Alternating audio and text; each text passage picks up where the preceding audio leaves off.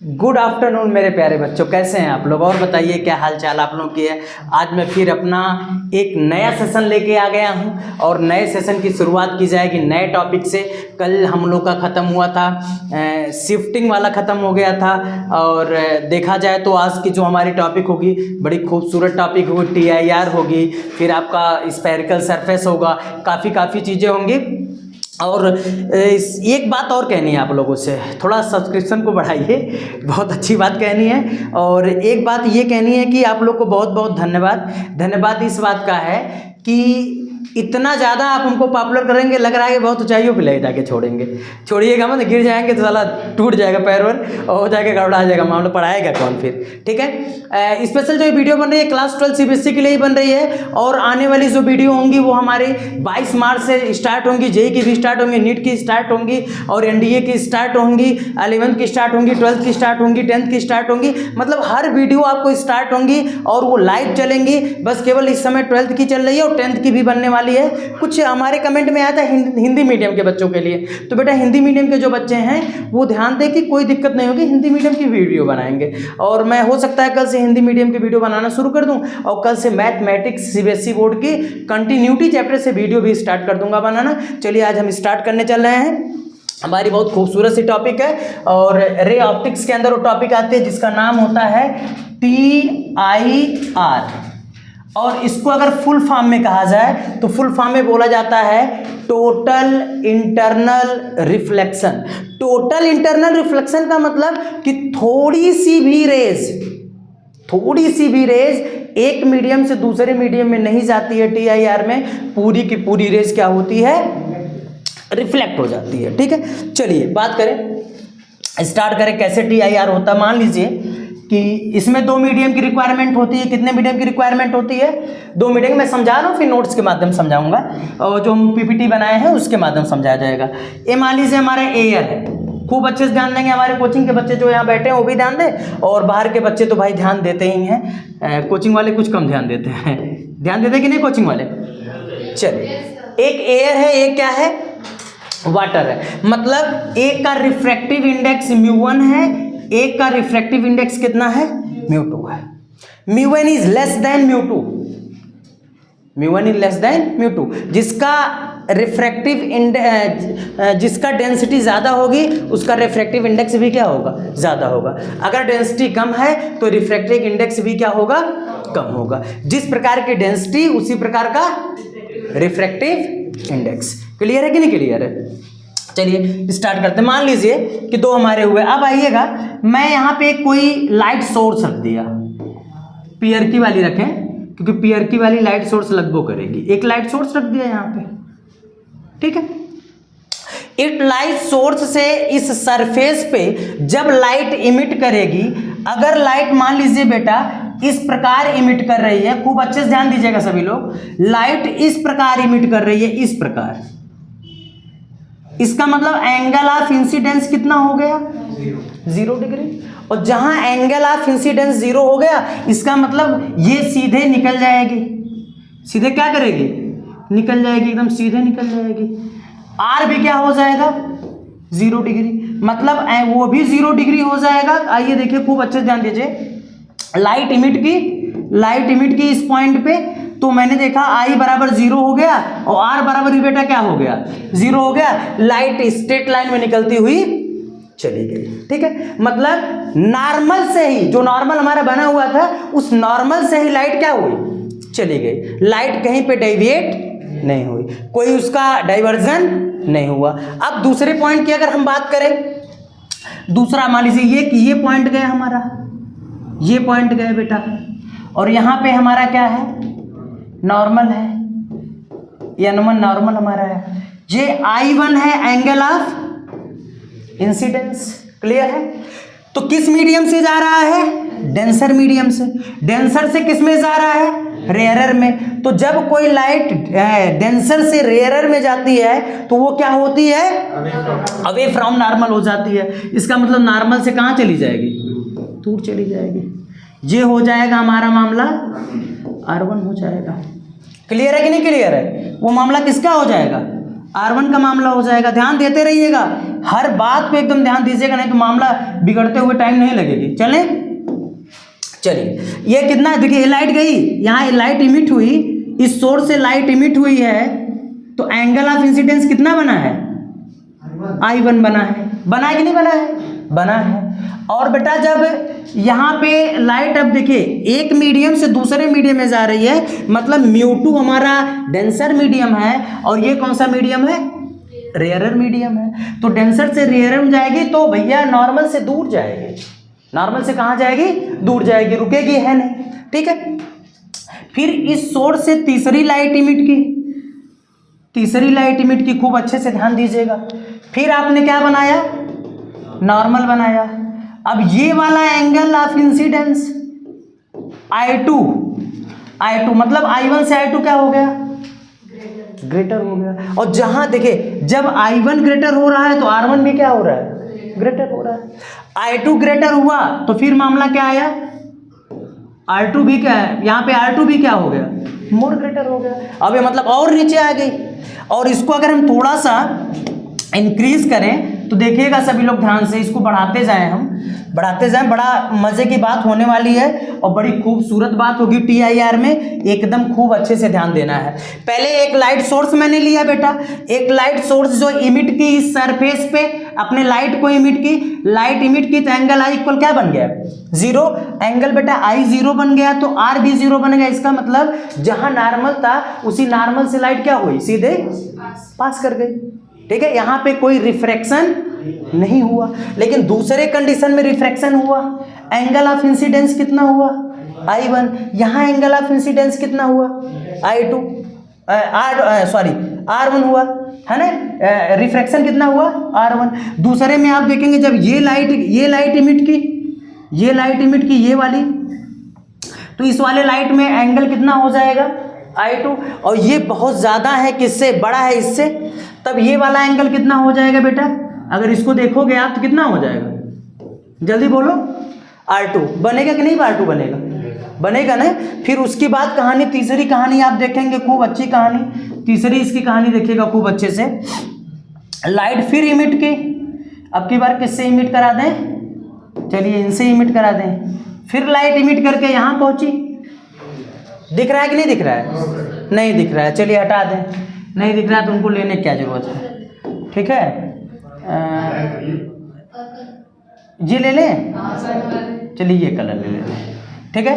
Light फिर देखिए emit करके गई, ठीक है। अब देखिए इस कंडीशन में ये हमारा नॉर्मल हो गया, हुआ कि नहीं हुआ? अब एंगल ऑफ इंसिडेंस और ज़्यादा क्या हो गया? बढ़ गया। अब देखिए जो रेज यहाँ जा रही थी वो इस पे आ गई, और कितना डिग्री बना दी? 90 डिग्री। अच्छा ये वाली पोजीशन क्या होती है? यस, ये वाली पोजीशन क्रिटिकल एंगल की होती है। ये वाली पोजीशन किसकी होती है? क्रिटिकल एंगल की होती है, ठीक है। हाँ, इसको I3 कर लीजिएगा, I3, और कितना डिग्री बना दिया? 90 डिग्री बना दिया। अब थोड़ी क्रिटिकल एंगल की चर्चा कर लें, बड़ी गजब की चीज़ है critical angle. Critical angle define as, ठीक है, critical angle define as the incidence of light, the incidence of light या the light incident in a denser medium, in a denser medium, ठीक है, और for which in the rarer medium is a 90 degree. मतलब denser medium के लिए जो light होती है, अभी उसकी मैं डेफिनेशन बताऊंगा भी और लिखवाऊंगा भी, याद रखिएगा। जो लाइट इंसिडेंस लाइट करती है किस एंगल के लिए? इंसिडेंस एंगल के लिए, किस मीडियम में? डेंसर में। और उसके लिए जो आपका रेयरर मीडियम होता है कितना डिग्री बनाता है? 90 बनाता है। उसी को हम क्या कहते हैं? Critical angle. अब बेटा एक बात कहना है आपसे, बड़ी गजब की बात कहेंगे, थोड़ा कलरवा चेंज करें। कौन सा कलरवा लें? चलो उजरका ले रहे हैं, चले आगे बढ़े, ठीक है। अब लाइट यहाँ से इमिट की, लाइट यहाँ से क्या की? इमिट की। जब लाइट यहाँ से इमिट की, अब कहानी देखिएगा, ये हमारा नॉर्मल लाइट गई बह नहीं की, ठीक है।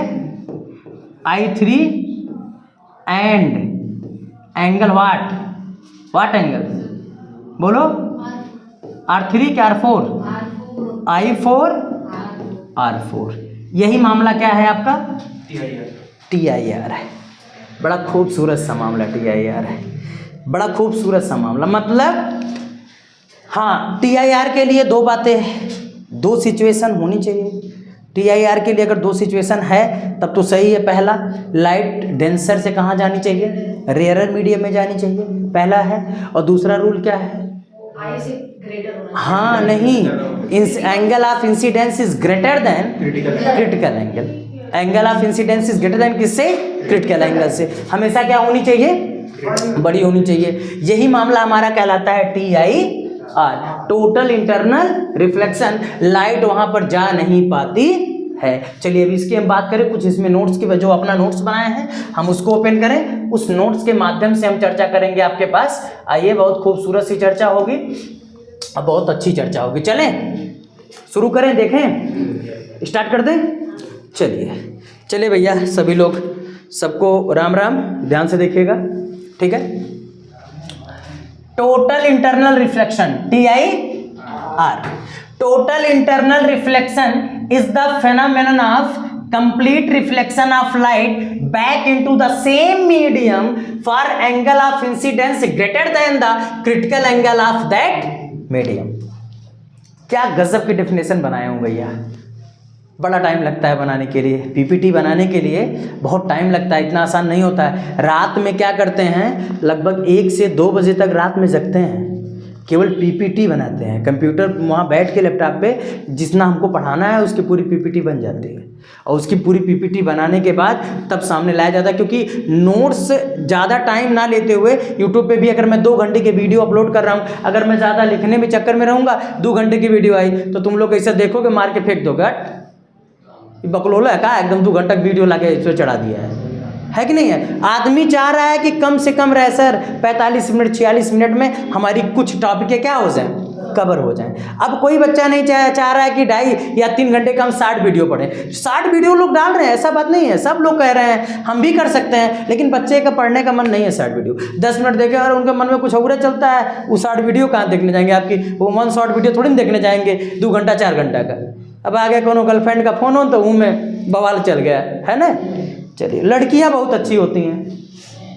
अब पूछे कैसे, लड़के गुस्सियार रहेंगे हमारे ऊपर कि सर जी लड़कियां कैसे अच्छी होती हैं। वो बड़ा मन लगा के काम करती हैं,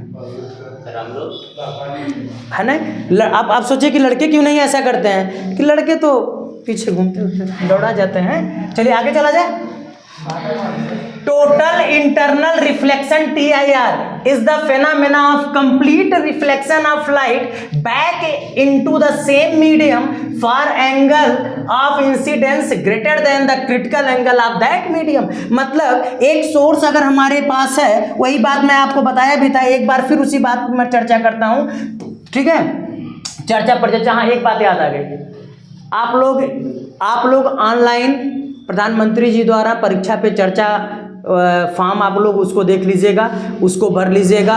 और हमारे पैरेलल जो शिक्षक हैं मैं उनसे भी कहता हूं, हो सकता है कि उनके सम्मुख बैठने का आपको मौका मिले, तो आप परीक्षा पे चर्चा वाला फॉर्म क्या कर लीजिएगा, भरिएगा। और जितनी भी चीज़ें उसमें दी रहेंगी, एक्चुअल चीज़ें आप उसमें नोट करिएगा, हर चीज़ों को फिल करिएगा, और हो सकता है कि आपका नाम उसमें सेलेक्ट हो जाए, जिसमें हम सीधे प्रधानमंत्री जी से बात करने का मौका पा जाएंगे, ठीक है ना। परीक्षा पे चर्चा सभी लोग करेंगे। और चलिए आगे चलते हैं, देखें इसके आगे देखा जाए तो ये हमारे पास बेटा क्या है, सोर्स। क्या है, सोर्स। सुन लेना ध्यान से, बहुत अच्छे से ध्यान देना। ये सोर्स है बेटा। अब यहां से लाइट इमिट की इस सरफेस पे, लाइट क्या की, इमिट की इस सरफेस पे। और जब लाइट इस सरफेस पे इमिट करेगी तो भैया लाइट जा रही है जहां पे क्या रखा गया है, क्या रखा है, जल्दी बताइए, हमारे कोचिंग के बच्चे बताएं क्या रखा गया है वहां पे। नहीं, सरफेस तो है ही है, सरफेस मैं नहीं करूँ, सरफेस नहीं रखा गया है, लेकिन यहाँ पे नॉर्मल भी तो है। लाइट सीधे नॉर्मल से होते हुए चली गई, और जब कोई लाइट नॉर्मल से होते हुए जाती है तो वह ना तो रिफ्लेक्शन करती है ना ही रिफ्रैक्शन करती है, कुछ भी नहीं करती, सीधे डायरेक्शन में निकल जाती है। और ये एंगल कितना बन जाता है, 90 डिग्री। इन दोनों के बीच का जो एंगल बनता है आई और आर के बीच का कितना बन जाएगा, लेकिन आई भी 0 होगा, आर भी 0 होगा। ये इनके साथ 90 बनाएगा, किसके साथ, कौन, हाँ 90 बनाएगा सरफेस के साथ। दोनों किसके साथ बनाएंगे? सरफेस के साथ 90 बनाएंगे और खुद का उनका कितना होगा? 0 होगा। अब देखिए लाइट इमिट की इस पॉइंट पे, लाइट इमिट की इस पॉइंट पे लाइट इमिट की एंगल कितना आपका हो गया? I1, जो भी आप एंगल ले लेंगे। तो देखिए अब नॉर्मल से दूर चली गई। आप कहेंगे सर ये नीचे कौन सी लाइन बनी हुई है?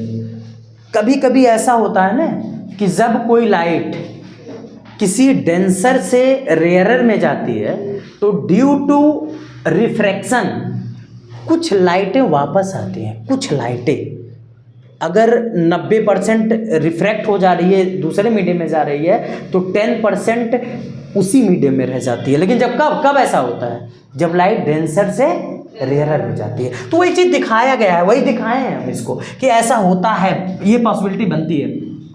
तो एंगल यहाँ हो गया कौन सा? इंसिडेंस एंगल, ठीक है, जो भी कह लीजिए, I1 कह लीजिए। ये यहाँ क्या हो गया? R1 हो गया। अब ये इंसिडेंस एंगल बढ़ गया I2, तो यहाँ R2 क्या हो जाएगा? रुकिए एक मिनट रुकिए। अरे थोड़ा सा बड़ा कच्चे खिलाड़ी हैं अभी हम इसके, लेकिन पक जाएंगे धीरे धीरे। देखिए ये कितना एंगल बन गया था? I1, यहाँ कितना हो गया था? R1, ये एंगल कितना हो गया? I2, यहाँ कितना? सॉरी यहाँ कहाँ ला रहे हैं? वो तो कह रहे हैं थोड़े कच्चे हैं, फिर गड़बड़ाएगा।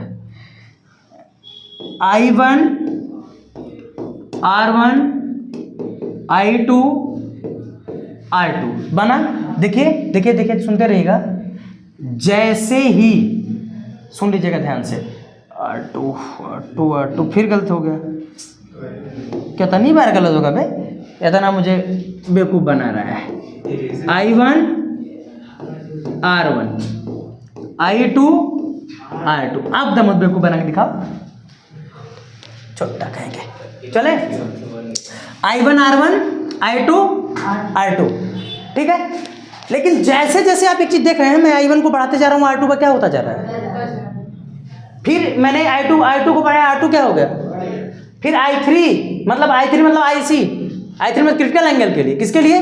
क्रिटिकल एंगल के लिए। ये R कितना हो गया? 90 डिग्री। यही कंडीशन किसकी कंडीशन कहलाती है? क्रिटिकल कंडीशन कहलाती है। और यहाँ के लिए I बड़ा, देखिए इंसिडेंस एंगल ग्रेटर होना चाहिए किससे? क्रिटिकल एंगल से। इधर देखो ध्यान से, इंसिडेंस एंगल क्या होना चाहिए? ग्रेटर। किससे ग्रेटर होना चाहिए? क्रिटिकल से। तो टोटल इंटरनल क्या हो जाएगा? रिफ्लेक्शन हो जाएगा। अब कंडीशन कहते हैं इनके लिए कंडीशन होती है। क्या कंडीशन होती है इनके लिए? यही देखा जाए कंडीशन क्या है। The incident ray must be in optically denser medium, सही है ना। और दूसरी बात कहता है the angle of incidence in the denser medium must be greater than the critical angle for the pair of the media in the contact होता है। क्लियर है कि नहीं क्लियर है? अब दो चीज़ों से इसको हम कह सकते हैं। देखिए एक चीज़ हम यहाँ से अगर प्रूफ करना चाहें, बड़े अच्छे से हम प्रूफ कर लेंगे कि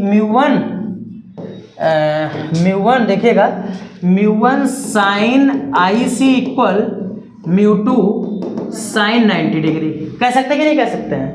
और म्यू1 साइन IC इक्वल यहाँ कितना हो जाएगा?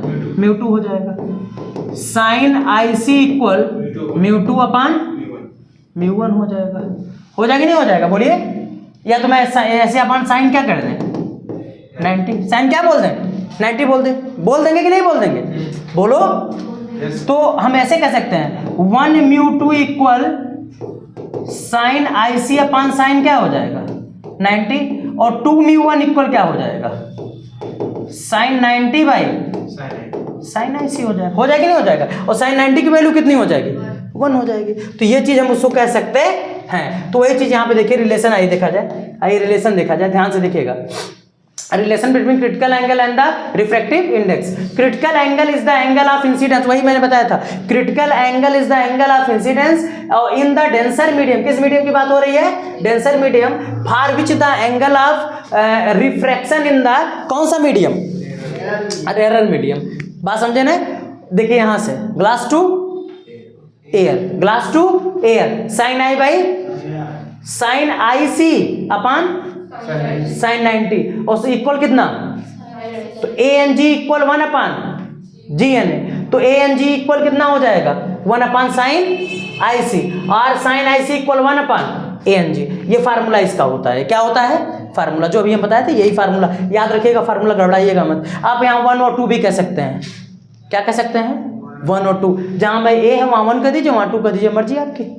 क्योंकि मैं ग्लास और एयर वाला काम हुआ तो ग्लास एयर का मैं नोट कर दिया। वाटर लेते डब्लू कर देते, ए एन क्या बोल देते, डब्लू बोल देते, जैसा लेके वैसा करेंगे। रेड कलर है जो maximum value of critical angle, हाँ जो रेड कलर होता है उसका क्रिटिकल एंगल क्या होता है, maximum. And violet colour has minimum value of critical angle. Sine I C equal 1/a/μg 1/a+b/λ² equation होता है। ये क्या होता है, इक्वेशन। लेकिन यहाँ पे हमको बोर्ड में यहाँ जाने की जरूरत नहीं है, बोर्ड में वहाँ पे जाने की जरूरत नहीं है, ये जान लीजिएगा। इस इक्वेशन पे जाना है तो थोड़ा सा हमको आगे बढ़ना है, लेकिन इसकी हमारी जरूरत नहीं है। Application of TIR, critical angle किस पे डिपेंड करता है, रिफ्रैक्टिव इंडेक्स पे। किस पे डिपेंड करता है भाई, देखिए हमारे क्लास की जो क्लास चल रहा है लड़की पूछिए कि सर क्रिटिकल एंगल किस पे डिपेंड करता है, तो हम बता रहे हैं क्रिटिकल एंगल रिफ्रैक्टिव इंडेक्स पे डिपेंड करता है। क्रिटिकल एंगल किस पे डिपेंड करता है बेटा, रिफ्रैक्टिव इंडेक्स पे डिपेंड करता है। क्लियर है ना। सर वो कैसे पता चलेगा ग्रेड का मैक्सिमम वैल्यू होता है क्रिटिकल एंगल? हाँ तो उसका रीज़न क्या है ना, रिफ्रैक्टिव इंडेक्स के हिसाब से ही आपका पता चलेगा कि जिस हिसाब से आपको ये देखना मुझे पड़ेगा कि रेड का रिफ्रैक्टिव इंडेक्स कम होता है, सही है। रेड का रिफ्रैक्टिव इंडेक्स क्या होता है, कम होता है, और उसका वो क्या होता है, ज़्यादा होता है क्रिटिकल एंगल। बात समझे ना, जिस हर एक रे का अपना दिया होता है, हर एक रे के हिसाब से काम होता है। बात समझे कि नहीं समझे, ये चीज़ें होती हैं। चलिए बहुत अच्छा आपने क्वेश्चन पूछा, बड़ा अच्छा। देखिए एप्लीकेशन क्या होते हैं TIR के। पहला एप्लीकेशन आपका क्या है, मिराज। पहला एप्लीकेशन क्या है, अरे देखो वायर पूरा घूम के मुड़ गया है।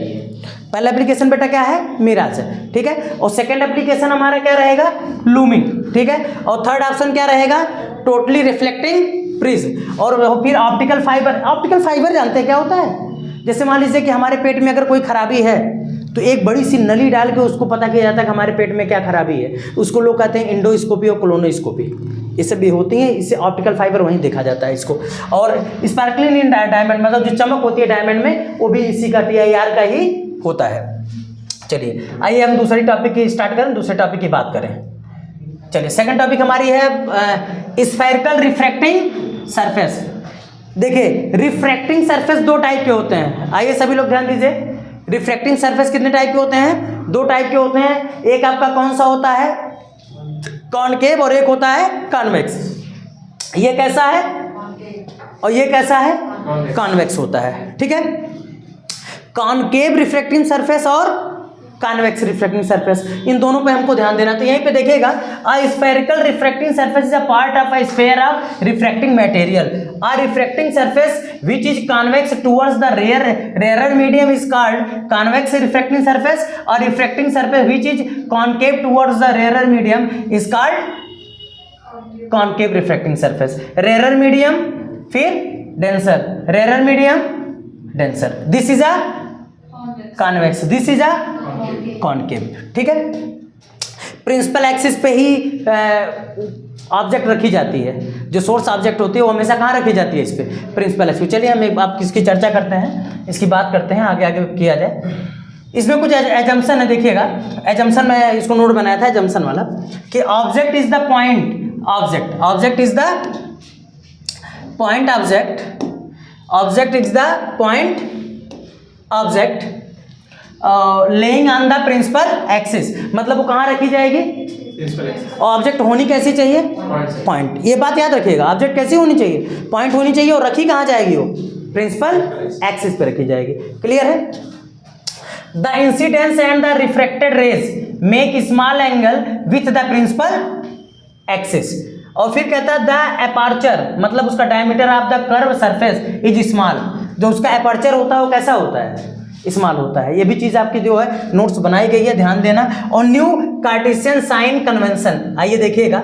The incident rays is taken from left to right, the incident rays is taken from left to right, all the distance are measured from the pole of the refracting surface. कहाँ से measure किया जाएगा, पोल से measure किया जाएगा। The distance measured along the direction of the incident ray are taken positive and against the incident ray are taken negative. सुन लेना ध्यान से इसको और पढ़ लेना भी। The distance measure along the direction of incident ray are taken positive, और लेकिन उसके अगेंस्ट अगर रहेगी तो नेगेटिव। मतलब जिधर आपका वो जा रही है उधर पॉजिटिव हो, जिधर से नेगेटिव हो जा रही है वो क्या हो जाएगा, मतलब जिधर लौट रही है वो क्या हो जाएगा, नेगेटिव लिया जाएगा। अब याद रखिए, अब पेपर ऊपर में ये चीज़ लिख दिया जाएगा तो सोने में सुहागा हो जाएगा, क्योंकि जो चीज़ें हैं ये सब बेहतरीन चीज़ें हैं और ये मिला के ही इसको ली गई हैं। और the vertical distance measure from principal axis in the upward direction are taken positive, in the downward direction taken negative. ऊपर रहेगा तो पॉजिटिव, नीचे रहेगा तो क्या हो जाएगा, नेगेटिव हो जाएगा।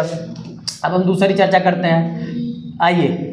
रिफ्रैक्शन एट कॉन्वेक्स सरफेस, सुन लो ध्यान से, सुन लो ध्यान से। रिफ्रैक्शन एट कॉन्वेक्स सरफेस और कौन सा इमेज, रियल इमेज। कहानी थोड़ी सी अलग है, इसके कहानी थोड़ी सी अलग है। चलिए इस कहानी को लेते हुए हम लोग एक पेज पे चलें। किस पे चलें, एक पेज, और जो उस पेज पे काम होगा हमारा तो बड़ा अच्छा होगा। चले हम पेज को ओपन करें, न्यू पेज ओपन करेंगे तो हमारे लिए बेहतर रहेगा मामला। ओपन करें न्यू पेज, चलिए आइए पेज पे आए, चलिए आइए देखिएगा। हाँ,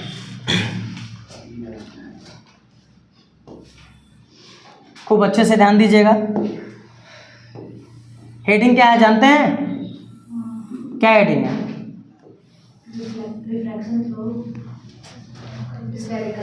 रिफ्रैक्शन। रिफ्रैक्शन थ्रू कौन सा सरफेस,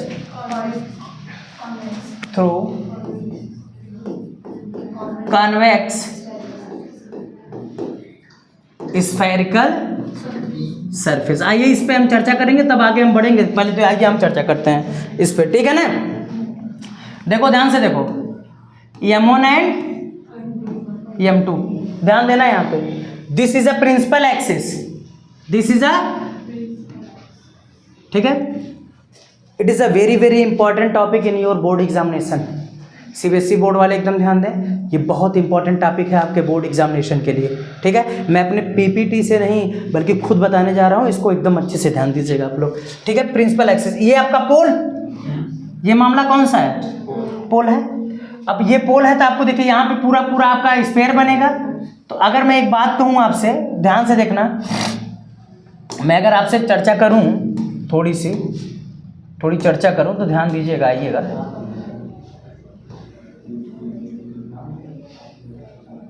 ये हो जाएगा हमारा, क्या हो जाएगा, नॉर्मल, ठीक है। थोड़ा ऊपर हो गया क्या नॉर्मल, थोड़ा नीचे करें नॉर्मल को चलिए यहाँ से बना देना है, छोड़िए, ये नॉर्मल हो जाएगा, ठीक है। और यहाँ पे एक ऑब्जेक्ट मैंने रख दिया इस पॉइंट पे, ऑब्जेक्ट को कह दिया कितना, ओ। ऑब्जेक्ट की लाइट इमिट की नॉर्मल पे, कहाँ पे इमिट की, नॉर्मल पे। खूब अच्छे से ध्यान दीजिए, ऑब्जेक्ट की लाइट कहाँ पे इमिट की, नॉर्मल पे, ठीक है। एंगल बनाया है कितना, अल्फा। इससे प्रिंसिपल एक्सिस और लाइट रेज जो एंगल बनाए कितना बनाए, अल्फा। और इंसिडेंस एंगल हो जाएगा कितना, आई। खूब अच्छे से ध्यान देना, खूब अच्छे से एकदम इसको ध्यान देना। अब देखिएगा भैया, एक बात आपसे कहें, किस मीडियम से जा रही है, N1 या μ1 कहते हैं, μ1। ये में कैसा हो जाएगा, μ2, रेयरर। और ये क्या है,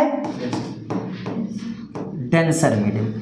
बेटा ध्यान देना, जब लाइट रेयरर से डेंसर जाती है तो टुवर्ड्स क्या हो जाती है, नॉर्मल, टुवर्ड्स नॉर्मल हो गई। यहाँ पे आके अपना क्या बना दियो, इमेज बना दी। ए अल्फा बनाया, ये चीज़ गामा बनाया, और ये एंगल कितना बना दिया, बीटा बना दिया। अगर ये एंगल आई है तो ये एंगल कितना हो जाएगा, आर हो जाएगा। बोलो जल्दी बोलो, ये एंगल कितना हो जाएगा, आर हो जाएगा। क्लियर है, ठीक है। और इसका नाम दे दें, ओ दे दिया, आई दे दिया, और क्या नाम दे दें इसका, एन एल एम, एन ही दे दे रहे हैं, चलिए एन दे दे रहे हैं। और यहाँ से मैंने एपर्चर छोटे होने के कारण एक परपेंडिकुलर ड्रॉ कर दिया, जिसका नाम दे दिया एल और इसका नाम दे दिया एम। एम और क्या हो गया, यल होगा। क्लियर है कि नहीं क्लियर है? खूब अच्छे से ध्यान देना। अब ये जो है ये रियल इमेज है। कौन सी इमेज है? Real image. बहुत गजब बात बता रहा हूँ, दो इसमें की जो टॉपिक पढ़ाऊंगा, एक रियल इमेज रहेगी और एक क्या रहेगी? Virtual image. खूब अच्छे से ध्यान दीजिए। ये कौन सी इमेज आपकी है? रियल इमेज, और एक कैसा रहेगा? वर्चुअल इमेज रहेगा। ठीक है, नाम दे दिए, खूब अच्छे से ध्यान देना। ये एंगल कितना है? आई। और ये एंगल कितना है? आर है। क्लियर है कि नहीं क्लियर? देख लो सभी लोग ध्यान से, ये एंगल कितना है? आई है, और ये एंगल कितना है? आर है। चलें शुरू करें। अच्छा एक बात बताइए, इस ट्रायंगल में ओ आई और यम वाले ट्रायंगल में, ओ एम आई में एंगल